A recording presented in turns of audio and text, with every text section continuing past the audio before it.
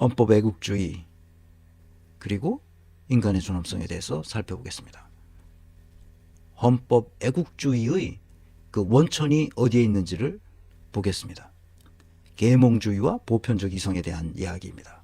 헌법 애국주의는 계몽주의 전통으로부터 도출되었다. 그러니까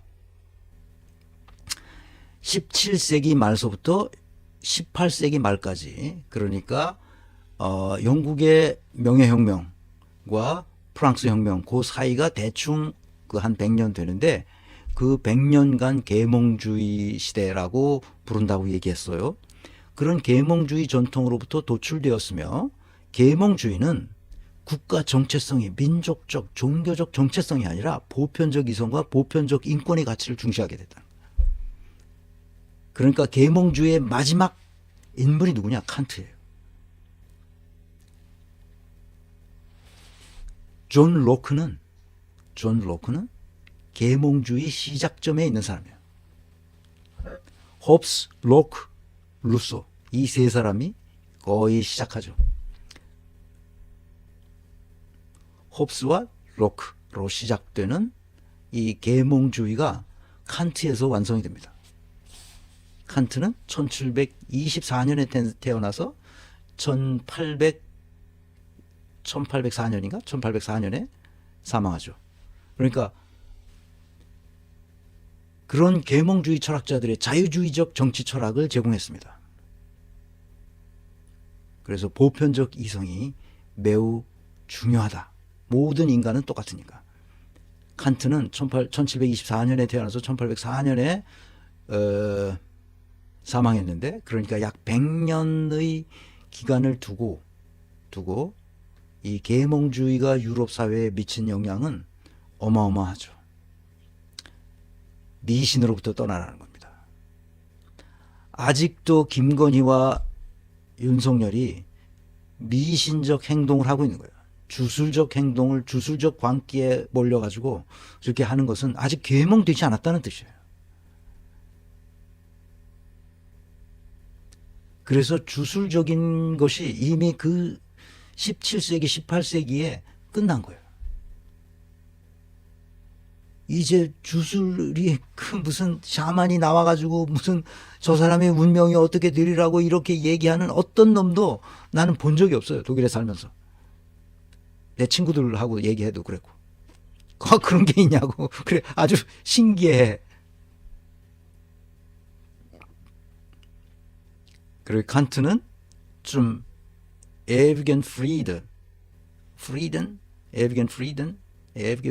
하여튼 좀 에브겐 프리든이라고 아마 했던 것 같은데, 그 제목이 영구평화론, 세계 시민적 영구평화론, 헌법 애국주의 사상적 토대를 그 영원한 평화 이런 걸 통해서 칸트가 주장했죠. 칸트는 국가의 정체성이 민족이나 문화가 아니라 보편적 윤리적 원칙에 의해 정의되어야 한다고 주장했어요. 그런 칸트적 전통을 이어받은 독일은 나치즘의 경험, 2차 세계대전의 참극을 극단주의적 정체성에서 나왔다고 생각합니다. 그래서 이 극단주의적인 태도는 아주 쉽게 독재적이고 폭력적이고 잔인한 형태로 전환될 수 있음을 인류에게 교훈으로 심어준 거죠. 독일인들이 그거를 알아챈 거예요. 그래서 전쟁 후 독일은 독일의 역사적 책임을 인정하고 민주적, 보편적 가치에 기반해서 새로운 정체성을 구축할 필요가 있었어요. 그래서 나온 것이 헌법 애국주의라는 말이에요. 우리의 헌법이 아주 뒤에서 보겠지만 아주 잘 되어 있습니다. 몇 가지 손봐야 할 게 있어요. 그렇지만 이 내란 사태를 막지 못한 게 헌법 때문이 아니에요. 그런 사람을 우리가 막지 못했다는 거예요. 윤석열 같은 인간을 막지 못했던 우리가 잘못이지, 헌법이 잘못되어 있기 때문에 개헌해야 된다고 하는 수작을 부리는 놈들은 정신 나간 놈들이에요. 아시겠죠? 여기까지. 그 유래가 그렇다는 거예요. 자, 그러면 이제 어떤 실천적 과정이 있었는지를 봅시다. 독일의 과거 청산이 그 실천적 과제 중에 하나입니다. 헌법 애국주의는 나치 독일의 과거를 청산하고 청산을 다 못했다. 그러니까 칼 야스퍼스 같은 경우는 아직도 멀었다. 이렇게 주장하시는 분이에요. 그래서 독일인의 죄에 관해서 그 죄의 문제에 관해서 책도 쓰고 그러셨죠. 자유민주적 기본 질서에 입각한 국가 정체성을 확고하게 정립하게 됐어요. 자유민주적 Freiheitliche Demokratische Grundordnung, 이것은 굉장히 중요한 거죠. 독일 새로운 헌법을 만들어서 그것에 따라서 해야 되겠다. 그래서 헌법재판소, 연방헌법재판소, 각 주 정부도 헌법재판소를 가지고 있습니다. 그리고 헌법보호청을, 연방헌법보호청도 있고 각 주 헌법보호청도 있습니다. 각 주가 헌법을 다 가지고 있기 때문에, 독립된 국가로서의 기능을 하기 때문에. 특히 독일 기본법 그룬트게세츠는 인간의 존엄성, 민주주의, 법치주의 이 세 개의 원칙에 따라서 헌법 애국주의를 실현하자, 지금 그렇게 나오고 있는 거죠. 민족주의에 대한 반발 때문에 이것이 헌법 애국주의가 먹혀 들어가는 거죠. 전통적 민족주의는 특정 문화, 언어, 혈통에 기초한 배타적 정체성을 강화하지만 헌법 애국주의는 이를 넘어서 포용적이고 다문화적인 정체성을 지향하는 거예요. 그러니까 이주민이든 남자든 여자든 남녀노소 빈부 그 인종에 상관없이 다 똑같다 이거예요. 그리고 다 다르다 이거예요. 그 다름을 다 인정해 주면서 다문화적인 정체성을 우리 한국이 앞으로 가져야 된다, 그런 얘기입니다. 그런데 왜 너는 뭐 국가 민족이 중시하다며? 그래서 네가 뭐 저기 보수주의자며 어쩌니 떠들고 있는데 그거 뭐야?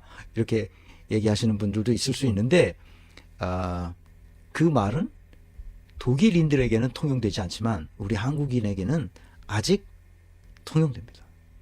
왜? 민족이라는 말이 둘로 나눠져 있기 때문에 그렇습니다. 민족이라는 말은 굉장히 중요한 말이에요. 그런데 독일인들이나 유럽인들은 민족이니 국가니 이런 얘기를 잘 안 합니다. 그거 독일 애들은 축구할 때만 해. 국가가 대항 축구할 때만 뭐라고 떠들지 그 위에는 일체 말하지 않습니다. 축구할 때는 진짜 뭐 난리 나죠. 근데 일반 내 친구들도 이렇게 얘기하다 보면 민족이니 뭐 국가니 이런 얘기하면은 이상하게 봐요. 일체 말하지 않습니다. 근데 나는 말해요. 왜냐하면 우리는 남북이 같은 민족인데 흩어져 있기 때문에. 그래서 내가 이 프로젝트 30년 이 프로젝트를 끝내기 전에 남북이 통일은 안 되어도 이렇게 활발한 교류가 서로 이루어져서 개성공단이 다시 열리고, 개성공단 같은 것이 저쪽에 뭐 있죠, 더 북쪽에도 만들어지고, 금강산 관광 다시 트이고, 그 민간 차원에서의 교류도 계속 활발해지고, 그렇게 되면 나도 민족이란 말을 좀 덜 쓰게 되겠죠. 그러니까 완전히 동서독 통일되듯이 남북이 통일되면 그다음에 민족이란 말을 쓸 일이 없어요, 이제는. 왜냐하면 뭐 중국 사람, 뭐 그 러시아 사람, 일본 사람 그 이웃에 두고 있는데 뭐 민족이란 말을 뭐 쓸 필요가 뭐가 있어요. 민족이란 말을 쓸 필요가 없죠. 따라서 헌법 애국주의는 다원화된 세계에서 비폭력적인 정체성 모델로 가능하다는 거예요. 그리고 유럽 연합을 이제 통합하는 맥락을 보면 여기에도 헌법 애국주의가 개입됩니다. 독일 내부뿐만 아니라 유럽 연합의 정치적 통합 과정에도 중요한 개념으로 작용했습니다. 그 EU는 그거를 알아요. 왜 EU를 하나의 나라처럼 움직이도록 하려고 하는 게 꿈이었거든. EU를 창설했던 분들의 꿈이 그겁니다. 그래서 EU는 각 회원국의 문화적 다양성을 존중하면서도 보편적 가치인 인권, 인간의 존엄성, 민주주의, 법치주의에 기반한 연합을 지향해서 궁극적으로는 하나의 나라로 처럼 하겠다. 지금 독일이 연방 국가잖아요. 그러니까 EU가 하나의 연방 국가처럼 될 수 있도록 한다는 거죠. 국가들의 연합으로 만들어서 연방 국가가 되도록 한다는 거죠. 장기적으로 언제 될지 모르지만 그렇게 하는 거죠. 그것은 헌법 애국주의로만 가능하죠. 헌법 애국주의 인간의 존엄성. 마지막으로 그러면 우리에게 주는 시사점이 뭐냐 이게. 첫 번째, 다문화 사회에서 포용의 정신을 갖게 해준다는 거예요. 다양한 인종, 다양한 민족, 다양한 문화적 배경을 가진 사람들로 구성된 국가에서 공통의 가치를 찾는 방안이 바로 헌법 애국주의라는 거예요. 두 번째로 극단주의에 대한 감시와 처벌 그리고 그 대안이 있어야 한다는 거죠. 헌법 애국주의가 그 헌법 애국주의 사상에 근거해서 극단주의를 감시하고 처벌해야 돼요. 그렇지 않으면 우리가 봤듯이 지금 우리가 경험하고 있듯이 이 극단주의자들에 의해서 극좌든 극우든 상관없이 이 극단에 가 있는 사람들은 굉장히 위험한 사람들이거든. 그 사람들이 독일도 지금 극단주의자들이 있어요. 암약하고 있습니다. 그거는 헌법보호청에서 항상 이렇게 워치하고 있어요. 이렇게 감시하고 있습니다. 걔네들이 뭘 이렇게 했다 그러면 즉시 가서 잡아 족칩니다. 윤석열식 배타적이고 분열적인 극단주의자들을 감시하고 반국가 세력이라는 거잖아. 누가 반국가 세력이야? 이재명이 반국가 세력이라는 거 아니야 지금. 한동훈이도 반국가 세력이고 우원식도 반국가 세력이고 김어준도 반국가 세력이라는 거 아니야. 아니 이게 미친놈 아니야. 이런 극단주의자들을 감시하고 있어야 되는 거예요 평소에. 그리고 이들을 사회적으로 격리시켜야 돼요. 동시에 보편적 가치에 대한 교육적 기반을 강화해야 됩니다. 인간의 존엄성, 민주주의, 그리고 법치주의 이것들이 뭘 의미한다는 것을 끊임없이 가르쳐서 극단으로 빠지지 않도록 해야 된다는 거예요. 극단으로 빠지는 사람들이 가끔 있어요. 그런 성향으로 태어났기 때문에 그거 어쩔 수 없어. 인구 통계학적으로. 그러니까 그건 우리가 감시해야 돼요. 지금 이 극단에 빠져 있는 사람들은 다 우리 사회에서 버림받은 사람들이야. 한나 아렌트가 말했던 외로운 사람들이죠. 우리 공동체에 포용되지 못하고 포함되지 않고 버려진 채 외롭게 있는 Verlassenheit 그러니까 버려진 채 외롭게 있는 사람들이 거기서 불러주는 거야. 빤스가 불러주죠. 저 세계로 교회에서 또 불러주죠. 불러주는 거야. 그러니까 거기에 나가서 막 하고 그걸 또 추동하는 이 돈줄이 또 있고 그러니까 나라가 이렇게 되는 거예요. 금방. 그래서 그 극단주의로 빠지면 반드시 처벌받고 사회로부터 격리되고 교화된 후에 다시 보편적 가치에 따라 살아가는 정상적인 삶을 영위할 수 있도록 교육해 줘야 될 필요가 있어요. 그렇지 않으면 거기에 휩쓸리기 딱 안성맞춥니다. 우리나라 같은 경우 빈부격차가 아주 극심한 나라에서는 특히 그렇습니다. 그 세 번째로 이 헌법 애국주의가 우리에게 주는 시사점은 뭐냐? 지역 간 균형 발전을 위한 자치분권 우선주의를 실행해야 된다는 거예요. 이게 무슨 말이냐? 중앙과 지방의 격차가 너무 심해요. 그래서 그 격차를 해소하기 위해서 자치분권을 조속히 실행해야 돼요. 자치분권. 동시에 지역적 정체성과 재정 균등화 작업이 병행되어야 된다. 이건 또 무슨 말이냐? 우리는 모든 것을 서울 사람들한테 서울과 경기도 이 수도권에다가 집중하고 있어요. 모든 재정을. 그러니까 시골은 내가 가봐도 좀 엉성해. 뭔가 엉성해. 짜임새가 없어. 왜? 재정이 충분하지 않으니까 그렇게 된 거거든. 그래서 중요한 거는 균형 발전 우선주의가 아니라 그러니까 김경수가 경남도지사 할 때 뭐 했어? 그게 부울경 메가시티 프로젝트를 한다고 한다고 안 됩니다. 서울에 버금가는 그 메가시티를 만들어서 거기를 부흥시켜 가지고 서울하고 같이 다극화된 대한민국을 만들어야 되는데 이렇게 주장하는 사람들이 있어요, 실제로. 도시계획 전문 사람들은 도시를 이렇게 만들고 저렇게 만들어서 어떻게 하겠다 이런 얘기인데 닭광입니다. 지금까지 박정희 시대부터 이 농촌을 개발하고 지역 간 균형을 맞추기 위해서 박정희 시대부터 했습니다. 박정희 죽기 전에 서울 여러분, 신협에서 하세요 행복 평생헌금방 실력보험.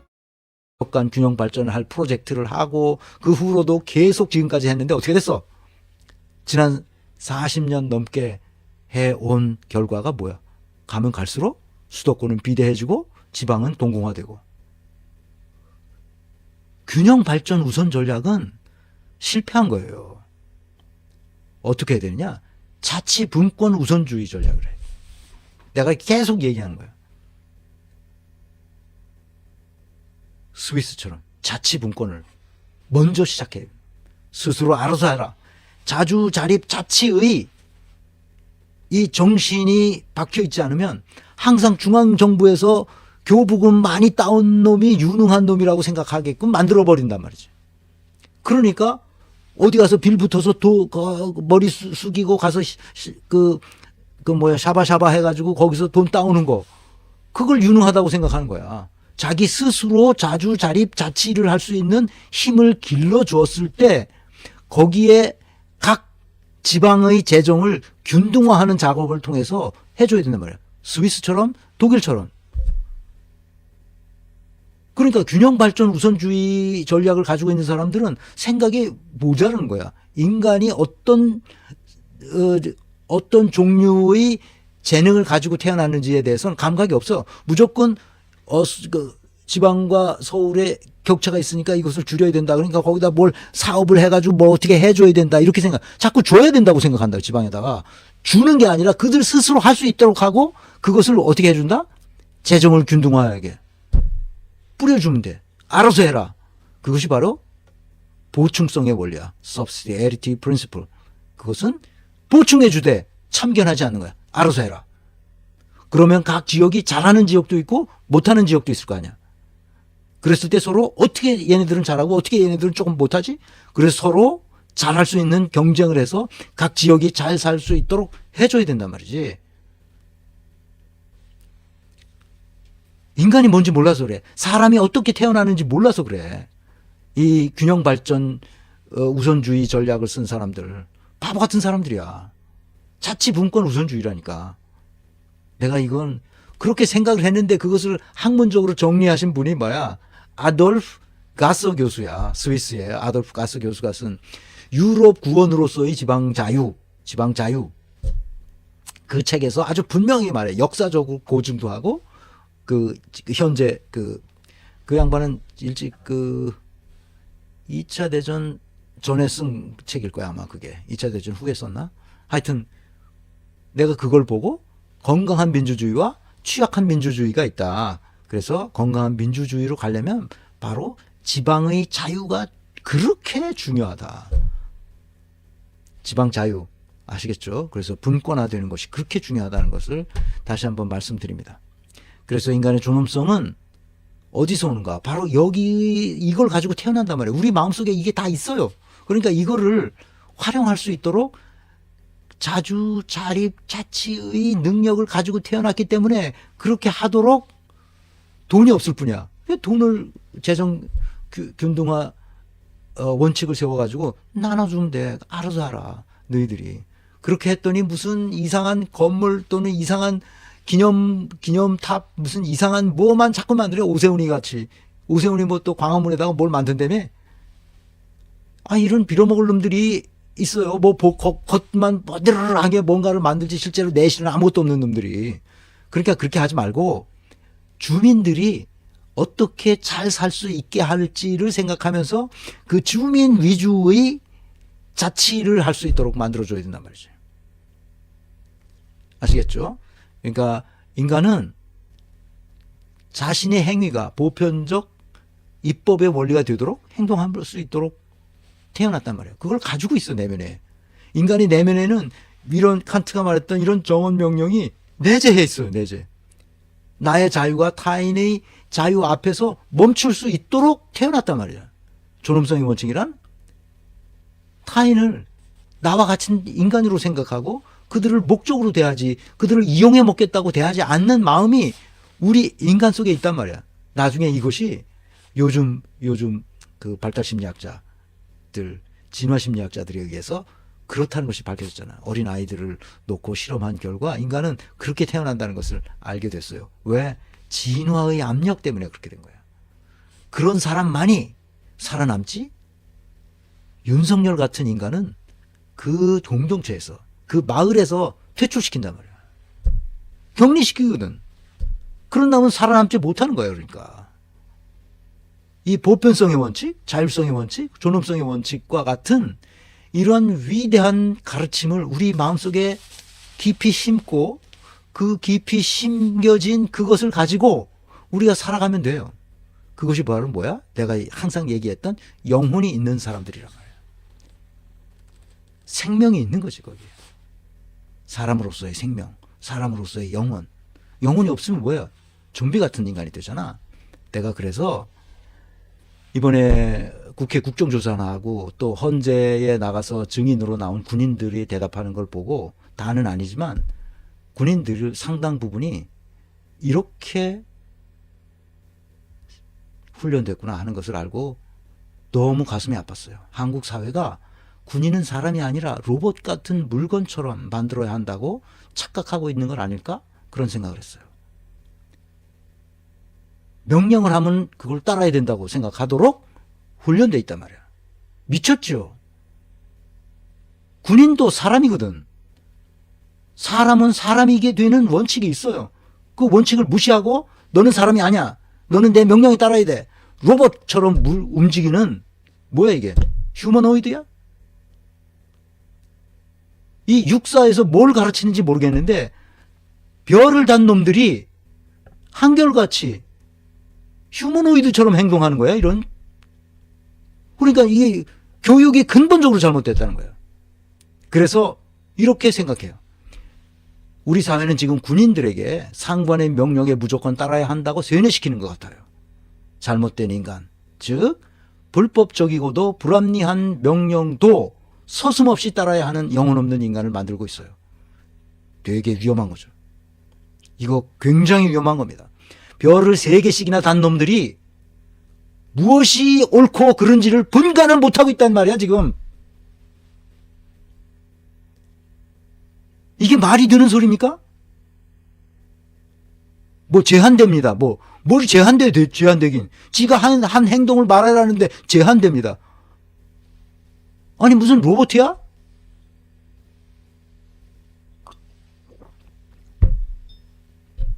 아, 이런 덩신 같은 놈들을 만들어 놨단 말이야, 군대에 가서. 내가 노무현이 왜 별들만 두룩두룩 달고 다 병신짓 하는지 노무현이 그렇게 말했던 이유를 이번에 봤어. 내가 별 단 놈, 이렇게 계급장 달고 나와서 떠드는 놈을 내가 이번에 오랫동안 봤어. 저 놈이 무슨 말을 하나. 근데 한결같이 좀비 같은 행동을 하는 거야 이게. 이 군대가 이게 아주 근본적으로 개혁돼야 돼요. 군대가.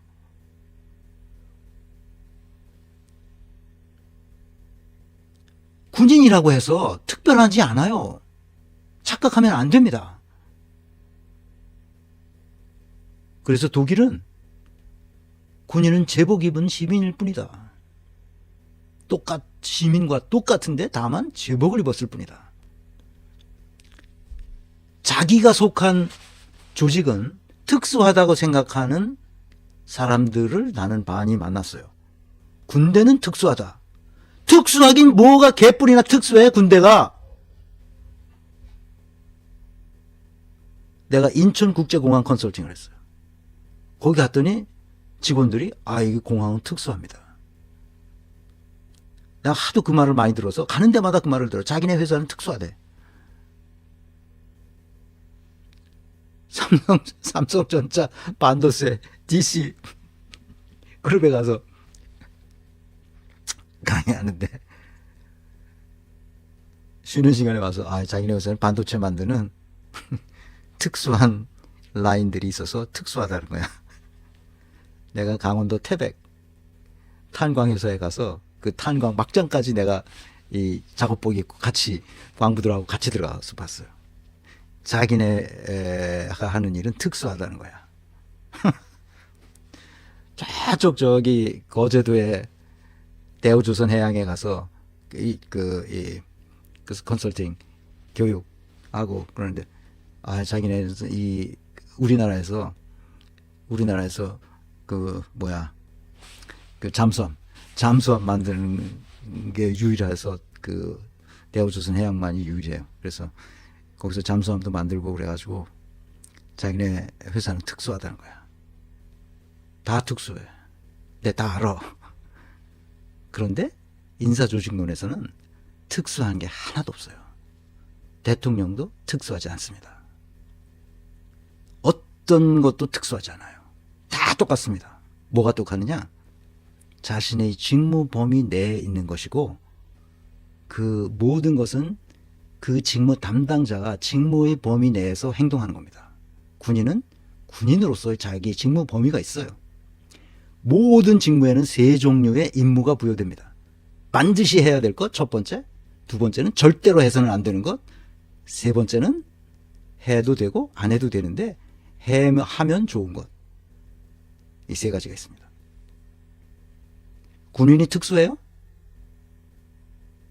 HID가 특수합니까? 특전사는 특수해요? 웃기는 소리입니다. 직무를 맡은 거예요. 모든 사람들에게 사회에 나가면 직무가 부여됩니다. 거기에는 이 세 가지만 있어요. 반드시 해야 되는 것, 절대로 하면 안 되는 것, 뭐예요? 해도 되는 것. 그것이 딱 구별되어 있어요. 뭐가 특수합니까? 이 별 셋, 둘 단 놈들이 나와서 한다는 소리가 자꾸 군인은 뭐가 특수한 것처럼 떠들어요.